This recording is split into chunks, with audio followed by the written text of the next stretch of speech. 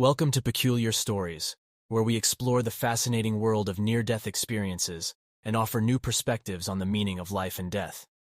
Our goal is to shed light on these profound stories, deepen your understanding of life, and provide valuable insights to our audience. Whether you're new here or simply joining us again, we're thrilled to have you on this journey. If you enjoy what we do, consider subscribing to our channel to stay updated on our latest content. And don't forget to hit the like button to help our content reach a wider audience. So sit back, relax, and get ready to be transported to the edge of life and beyond. My name is Robin Foster. Well, my story is a bit complicated, but the facts are that I told my husband I wanted a divorce, and he decided to kill me. Apparently, he had planned it out for a long time, so that when the time came that I rejected him, he was able to act quickly.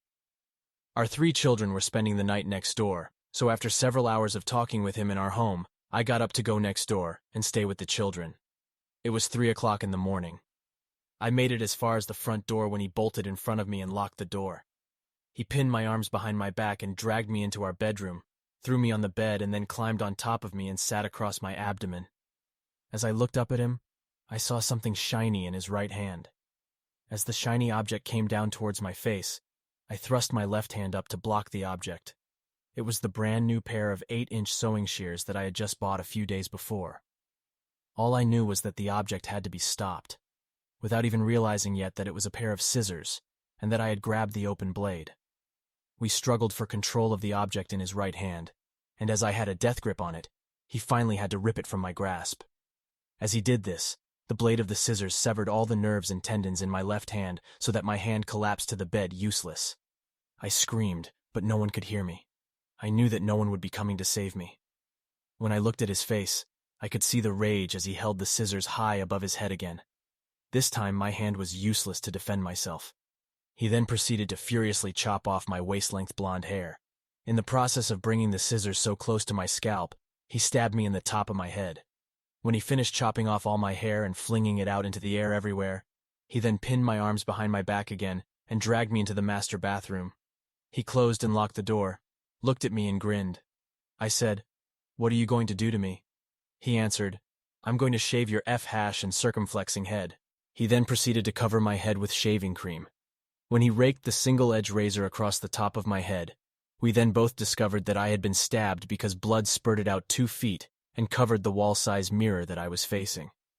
This infuriated him because he had to clean all the blood off the mirror so he could carry out the rest of his plan, which included having me watch what he was doing in the mirror. He did in fact shave my entire head, which took about an hour.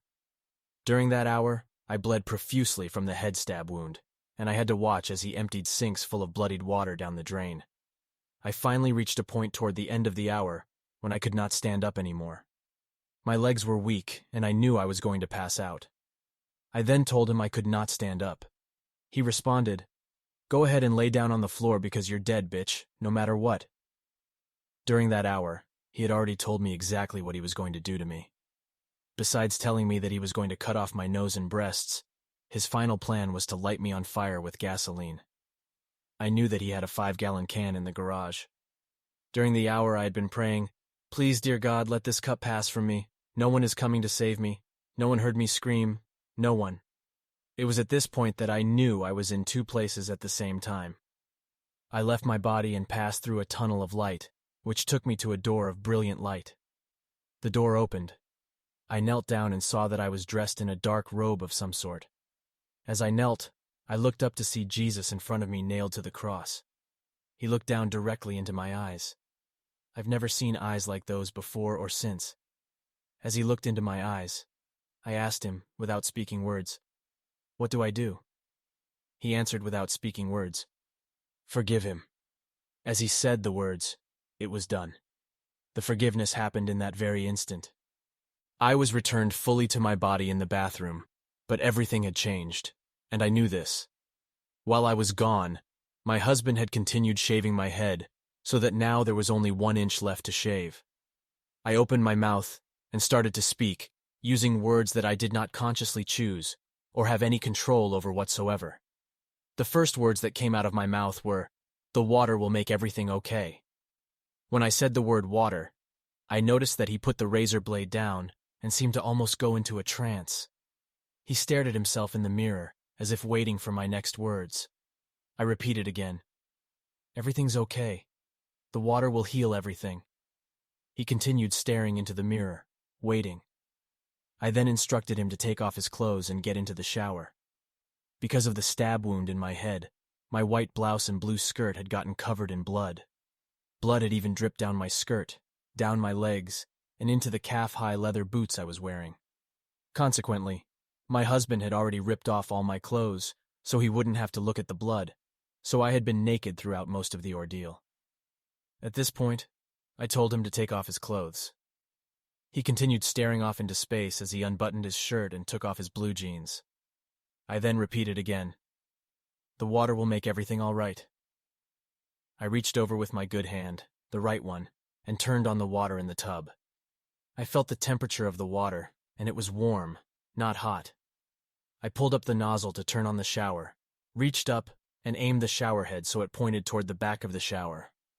I opened the shower door wide and motioned for him to climb in. He did.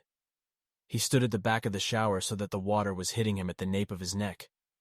I climbed in the shower behind him and continued repeating, "Everything's okay. The water will heal everything." As the water poured down his back, he placed his hands with palms against the back of the shower tile wall high above his head, almost as a person surrendering would do, and he repeated 3 times, "I know this is a trick. I know this is a trick. I know this is a trick." I answered very softly, "No, no, no. The water is healing everything." As I stood there within inches of his back, I knew I was waiting for the final word, the word that would free me. I knew a word was coming that would save me. I could feel the heartbeat of the world in the room, and the heartbeat got so strong that it felt like the room would explode. The explosion came in one word, "Now!" When the word came, I threw open the shower door, jumped from the shower, unlocked the bathroom door, and ran down the long hallway from the master bedroom to the other side of the house, all the way to the front door. I unlocked the deadbolt and ran across the lawn, never daring to look back even once. I knew there was no time even for that. Just run. I ran to my neighbor's house where my 3 children were sleeping. It was now about 5 o'clock in the morning, and turned their front doorknob. It was unlocked. I ran in and deadbolted the door behind me. Within seconds, my husband was banging on the door trying to get in. My neighbors were awake by now, of course, and called police. Everything that followed is another equally long story, but all I knew at that moment was that I was alive. I had no other thought except, I'm alive. Watch Deborah's experience of beyond death where she sees healing spirits operate on her with the doctors in the surgery room.